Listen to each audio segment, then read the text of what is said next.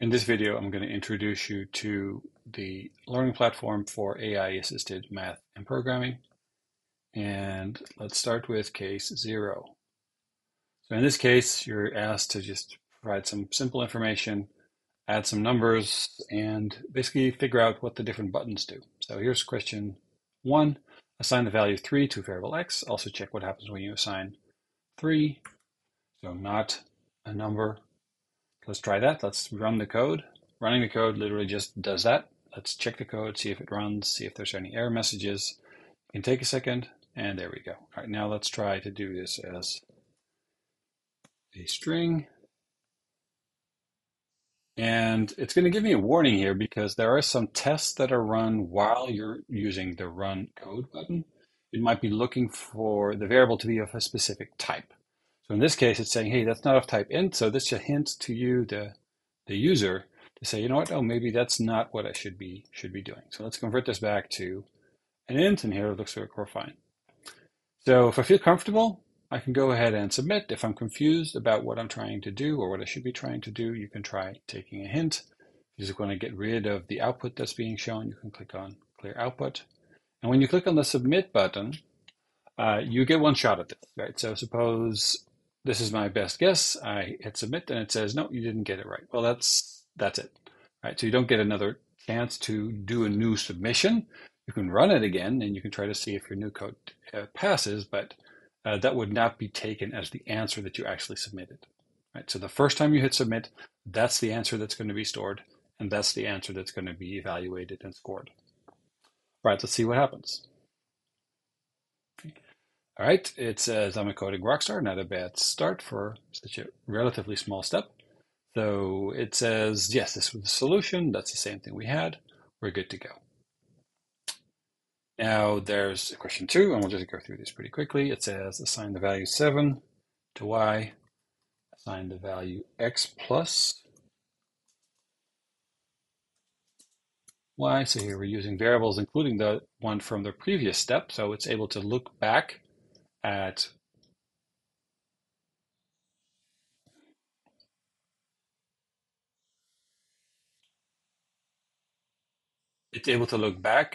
the previous question.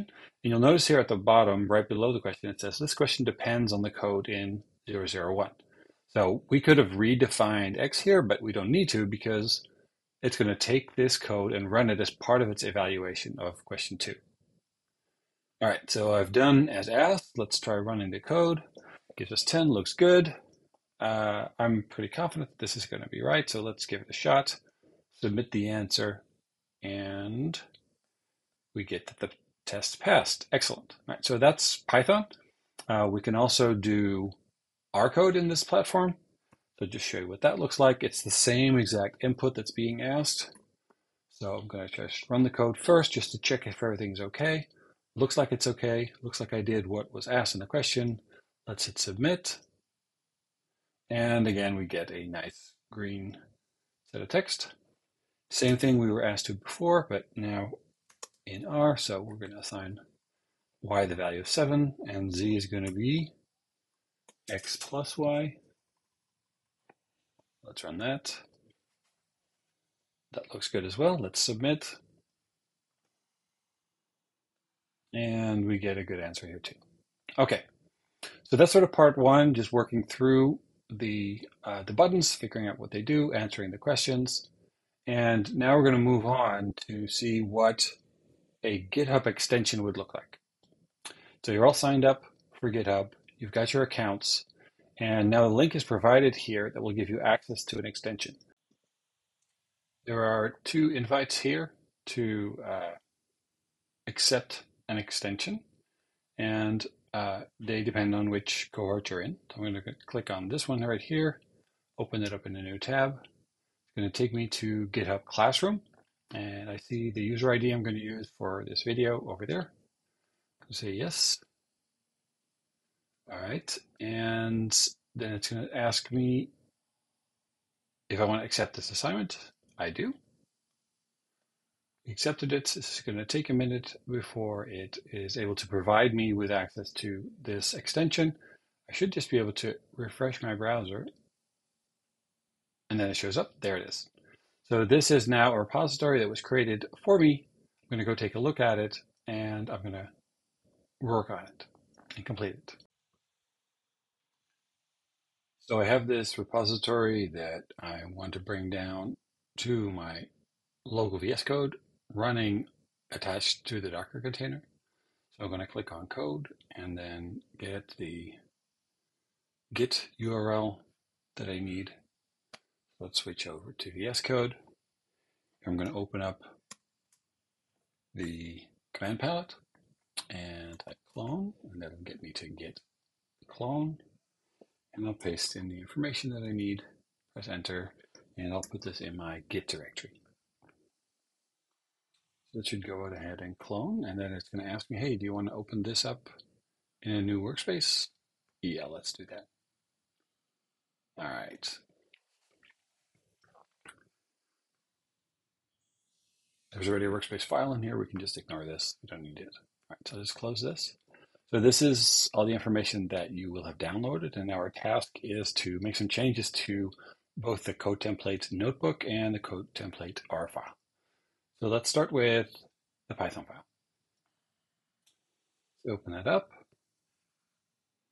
And there's some very basic Python in here to define a couple of variables and print them. Let's run that. There we go. And now it says here, before pushing to GitHub the second time. All right, so what we want to do is we want to see what happens if we run the code like this. All right, so if I try to run this code, will it work? No, because Z is not defined. I'm going to save this anyway, because I want to see what happens as a consequence if I try to commit a notebook that has a problem in it. So you notice that here on the left, the little Git icon now has a 1 because we've changed one of the files. So you're going to do the same thing with the R file. If I open into this, let me make this a bit bigger for you. If I want to execute this code, I'm going to open up a terminal on the right here. Let me just delete that so you can see how I do this.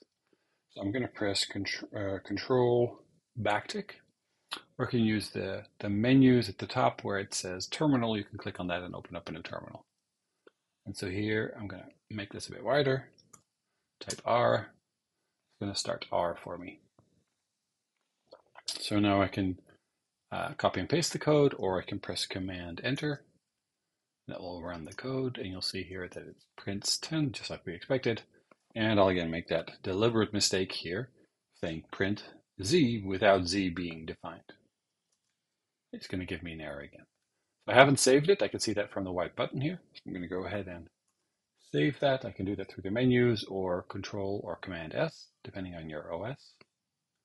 So now I've got two changes, and I want to push both of those back to GitHub. So I can either click on both of these to stage the changes. Staging just means make them ready to commit and then to push. Or I can just click here at the top. All the changes are fine to commit. Now they're both staged, and I'll say broke it, because I deliberately broke both of these files here. Go ahead and hit commit. Then I'll say, hey, do you want to sync those changes back up to GitHub? And yes, I do. Okay.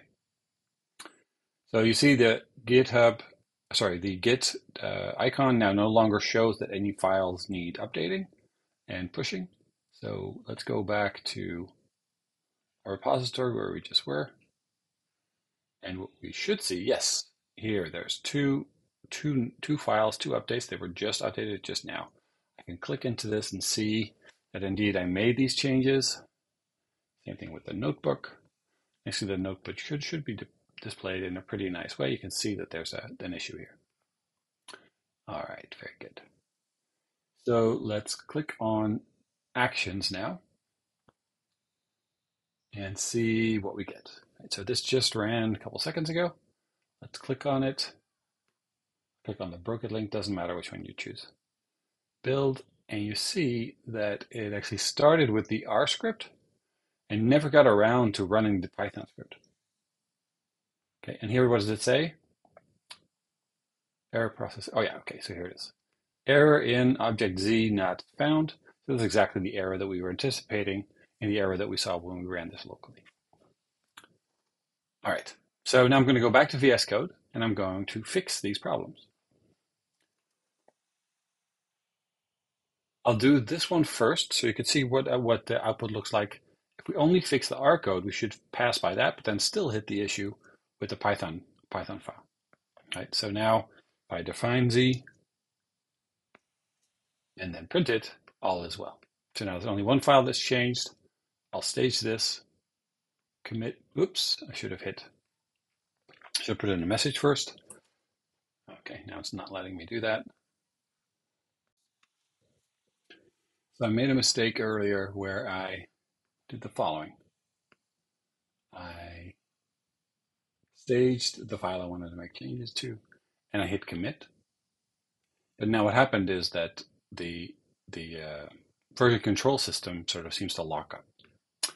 And it's not actually locked up. It's waiting for, because you didn't provide a message, it's waiting for you over here. It's opened up a new tab to commit a message.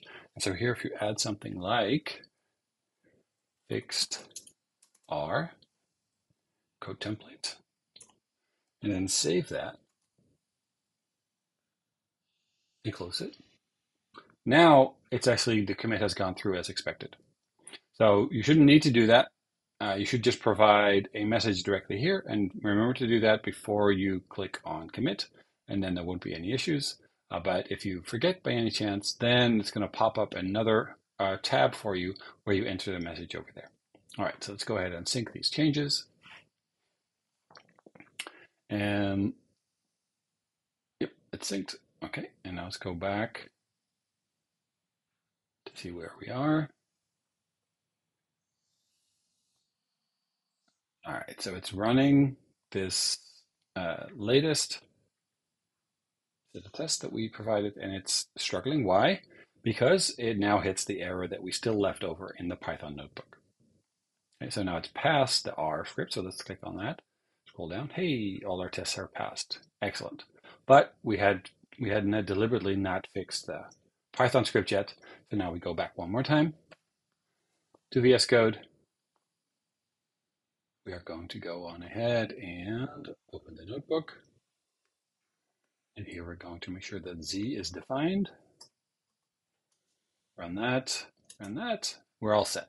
Right, so now we've fixed the problem. We've defined Z before we actually try to print it out. So we can go ahead and make sure we save the template. And as soon as we save it, we'll see on the Git icon, there's a 1. This is a change we want to commit. Click on the plus. Remember to put in a message this time, fixed the Python file, for example. Could be any message you want. Click on commit, and then sync changes. All right, now let us go take a look back at